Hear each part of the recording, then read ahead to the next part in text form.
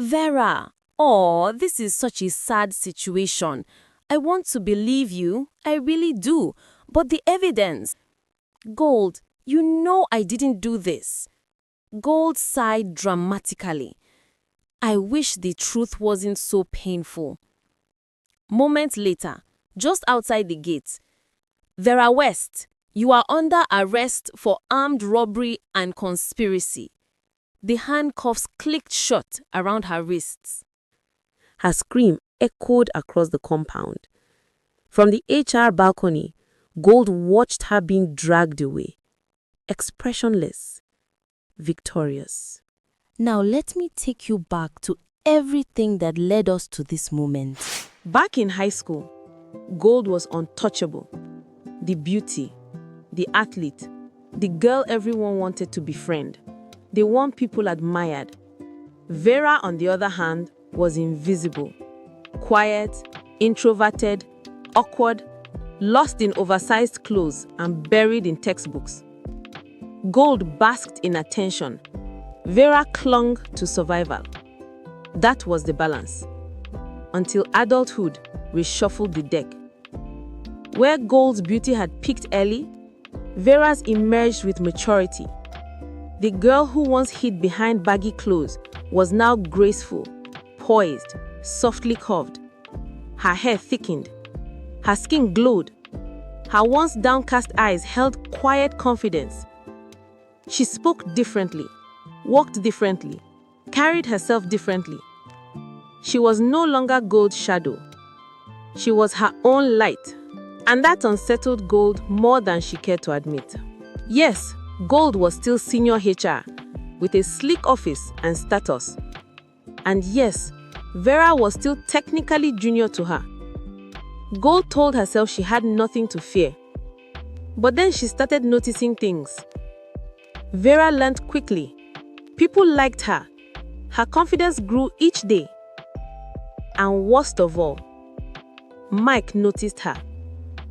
Mike, the wealthy, handsome, highly educated man Gold had admired secretly since she joined HR. But Mike only ever saw Gold as a colleague until Vera arrived. Suddenly, Mike lingered around Vera's desk. He smiled wider, laughed deeper, explained tasks to her gently. He bought her lunch, walked her to the bus stop, watched her when she walked away. Under his attention, Vera bloomed even more, and Gold felt something sharp pierce her chest. How dare she? How dare Vera grow beautiful? How dare she rise? How dare she attract the one man Gold wanted? How dare she become something more after Gold kept her beneath her for so long? The jealousy hardened into something dark. This wasn't envy. This was war. Gold didn't just dislike Vera anymore. She wanted to break her. Not loudly, not foolishly. Quietly, strategically. She had the power of HR. She had information. She had influence. And now she had motive. Vera arrived early one morning, wearing a simple sky blue blouse and black skirt. She was reviewing invoices when Mike approached her. "Vera," he said kindly, "we need you to join the team for today's bank drop." Her eyes widened.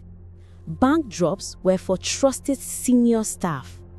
"Yes," Mike added, "they trust you. You will do great." Honored and nervous, she joined the team. Mr. Patrick, the company driver, Eric, the security guard, and Mike following behind in his own car. The amount they carried was massive, millions. Only a handful of executives knew. Everything seemed normal until the ambush. A black SUV swerved into their lane. 2 motorcycles boxed them in. Gunshots erupted, glass shattered. Vera screamed and clutched the cash box. Eric reached for his weapon. A bullet tore into his leg. Mr. Patrick tried to accelerate. Another shot ripped into his shoulder. The car spun and halted. In seconds, 4 armed robbers surrounded them. One yanked open the door and aimed his gun directly at Vera and backed, dropped the case. Vera didn't move, not out of bravery, but shock. The robbers snatched the case. A final gunshot cracked into the air, and they were gone. The entire attack lasted less than a minute. Blood, shattered glass, gunpowder in the air. Mike arrived moments later, pale and shaking. He pulled Vera out of the car and held her as she sobbed uncontrollably. Back at the office, chaos exploded. Who leaked the bank drop details? Only a few people knew. Someone inside. Then a darker whisper began spreading. Vera was unharmed. Only Vera. Not even a scratch. Suspicion spread like wildfire. Gold overheard the gossip, and she smiled. Gold didn't rush to comment. She didn't need to. She simply walked through those anxious hallways with slow, deliberate steps, her expression fixed in the perfect balance of concern and shock. But every now and then, she dropped tiny, poisonous threads into conversations. Not accusations, just questions. Ah, poor girl. Imagine witnessing something like that and not even a scratch. Or, it's strange, isn't it? They shot everyone except her. Maybe they thought she wasn't a threat? Or softly to a senior colleague. I just hope it's not what I'm thinking. Inside jobs are becoming more common these days. Always vague, always innocent, always perfectly timed. And because she was in HR, because Mr. Cooker was her father, people listened. By the end of the day, the whispers had direction. They were no longer whispers, they were suspicions. And Gold watched them spread like smoke, her lips barely curved in a secret, satisfied smile. Everything was moving exactly as she planned. The investigators arrived the next morning, men with clipped voices and cold eyes.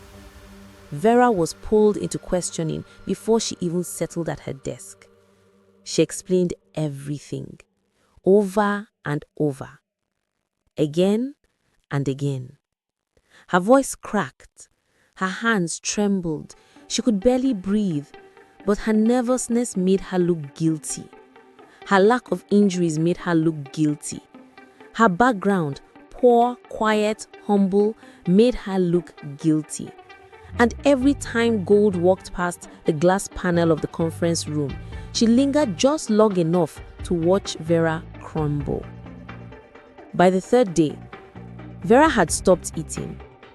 She sat alone in corners, hugging herself, whispering, "I didn't do anything. I swear, I didn't do anything." But no one wanted to hear it anymore. On the fourth day, Vera was summoned to the managing director's office. Mr. Cooker didn't even look at her when she stepped inside. He didn't ask her to sit. "Vera," he said, voice low but laced with fury, "I am disappointed beyond words." "Sir, please." "Be quiet." His palm slammed against the table so hard she flinched. "You were the only one unharmed.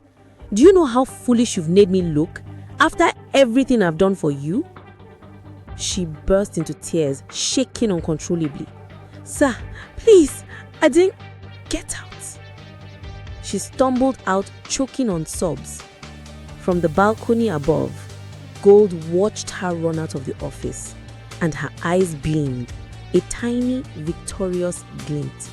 She had won. 2 days later, the memo was released. Vera West is hereby dismissed with immediate effect. She was escorted out of the building. Her colleagues refused to meet her eyes. Gold approached her with false pity, placing a gentle hand on her arm. "Vera, Oh, this is such a sad situation. I want to believe you, I really do, but the evidence. Vera stared at her through swollen, red-rimmed eyes. Gold, you know I didn't do this. Gold sighed dramatically. I wish the truth wasn't so painful. Moments later, just outside the gate, Vera West, you are under arrest for armed robbery and conspiracy. The handcuffs clicked shut around her wrists. Her scream echoed across the compound. People watched, nodded, judged. From the HR balcony, Gold watched her being dragged away, expressionless, victorious. In the days that followed, Mike was torn apart inside. He wanted to believe Vera, but he didn't know her well enough to swear she couldn't make a desperate mistake. Something about the whole situation felt wrong. Too tidy, too convenient. And Gold, her behavior was the biggest red flag of all. Instead of being shaken by her friend's arrest, she was glowing, almost excited. She began showing up with food every morning. Mike, I made jollof, just taste it, you will love it. She hovered around him in the office like a perfume he couldn't escape, followed him to meetings, chatted endlessly beside his desk, until he finally asked, Gold, you're acting strange. Aren't you worried about Vera? The look she gave him chilled him. Gold scoffed. Worried? Mike, please. Vera has always been an opportunist. He frowned. But you two were close. She called you her sister. Gold snorted. Close? I only tolerated her. Always chasing sympathy. Always wanting what others worked for. Honestly, she leaned closer, lowering her voice. I'm relieved. At least she didn't disgrace the entire company with her greed. Mike felt his stomach drop. She sounded happy. Happy that Vera's life was collapsing. That alone was enough to unsettle him, enough to push him back to the one place he'd overlooked, the transport assignment logs. He pulled them up, scrolling slowly. Then he saw it. The original staff assigned to accompany the money was not Vera. Her name had been added the day before. Approved by Gold. His heart dropped, staring at the screen. The realization crawled through him like ice. Gold had set Vera up, and Vera had walked blindly into the trap. Anger burned in his chest, hot and blinding. Gold had orchestrated everything. She had moved the chess pieces. She had manipulated the suspicion. She had trapped Vera neatly, almost perfectly. And Mike finally saw her for what she truly was. A smiling storm, a polished serpent, a woman who believed she had already won. But Mike was done doubting Vera. He was ready to expose Gold, piece by piece. And Gold had no idea the walls were closing in. While Mike was piecing everything together, Vera's mother was running from place to place, desperate to save her daughter. She went to her ex-husband, only to be humiliated. She called him, voice trembling. Roland, Vera is in trouble. She needs your help. They've arrested her. His reply sliced through her like a blade. I have 2 sons. I have no business with that criminal you call your daughter. She stood outside his gate, shaking, tears streaming down her face, realizing her daughter had no one left. Back at the office, Mike paced slowly, heart pounding. Gold put Vera on that list. Gold was celebrating too much. Gold hated Vera more than she pretended. And now the truth whispered clearly. Gold set Vera up. And she believed no one would ever find out. She believed she had already won. But Mike wasn't done yet, not even close. 1 week later, Mike pushed the HR door open after a polite knock. Balancing a small stack of monthly assessment forms, he needed HR to countersign, a routine requirement for all department heads. Gold was inside, her back slightly turned, phone pressed to her ear. Her voice was low, almost a hiss, secretive, controlled. He paused, pretending to adjust the papers in his hand. I said 5:30 p.m. The same place, she whispered sharply. Don't call this number again. A muffled male voice replied. Gold's response was colder, clipped. Just be there, I'll bring the rest. Mike froze. His heartbeat thud in his ears, but he kept his face neutral. She ended the call quickly and turned just as he stepped closer. HR said to drop this with you, he said casually. Oh, thank you, Mike. You're such a lifesaver. Mike nodded and walked out calmly. Inside him, however, something ignited, quiet, burning. He had had enough. By 4:45 p.m., Mike was near the parking lot exit, pretending to scroll through his phone. By 5:12 p.m., Gold strutted out, heels clicking, handbag swinging, face glowing with self-satisfaction. She believed she was untouchable. He waited 2 minutes, then followed at a safe distance, keeping his car several vehicles behind hers. He expected an upscale restaurant, somewhere classy, flashy, fitting her polished image. Instead, she drove into a shabby, dimly lit roadside bar. Cracked windows, a sagging wooden sign clinging to rusted nails. Mike blinked. Gold? Here? She parked, checked her reflection, and pulled a scarf over her head, as if she didn't want to be recognized. Mike parked far away and followed on foot, blending with the passers-by. He watched as she scanned the surroundings before slipping inside. The air inside was stale. Sweat, smoke, beer, and danger. Mike spotted them immediately. Gold in a corner booth, with the man every instinct screamed he should avoid. Next time on this folktale with moral lessons.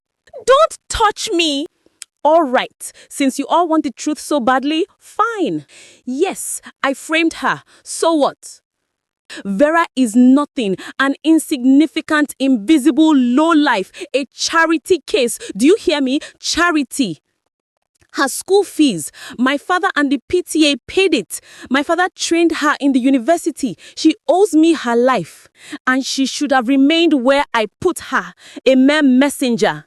But no, she accepted Mrs. Prentswill's stupid job offer and became a junior executive in the same office I work in. How dare she? And to make it worse, the man I have always wanted dared to like her. So yes, I had to act. I had to teach her her place. I had to remind her she can only rise as far as I allow her to. Subscribe for more audiobook romance, African folktales, folktales with moral lessons and African stories.